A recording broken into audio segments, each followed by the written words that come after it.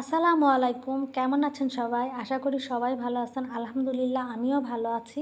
তো আজ আমি দেখাবো সকালের বেঁচে যাওয়া রুটি দিয়ে বিকালের দারুণ মজার একটা নাস্তা। তো চলেন দেখি আমার রেসিপিটা। এখানে আমি একটা ডিম ভেঙে নিচ্ছি, সুন্দর করে ফেটে নেব। আর আমি দুধ জাল করে রাখছিলাম, আপনার হাফ কেজি দুধ এক পোয়া করে নিছি। দুধটা ঠান্ডা করে এই ডিমটা ফেটে আমি দুধ আর ডিম একসাথে সুন্দর করে মিক্সড করে নিব। আর আমি দুধ জ্বালানোর সময় পরিমাণ মতো চিনিও দিয়ে দিয়েছি, আপনারা যে যেমন মিষ্টি পছন্দ করেন দিয়ে দিবেন। তো এই দুটো সুন্দর করে ফেটে নিয়ে এবার আমি এই যে বেঁচে যাওয়া পাউরুটিটা সুন্দর করে কয় টুকরা করে নিব। আপনারা ছোটও করতে পারেন, বড়ও রাখতে পারেন, কিন্তু ছোট করলেই ভালো হবে পুডিংয়ের জন্য।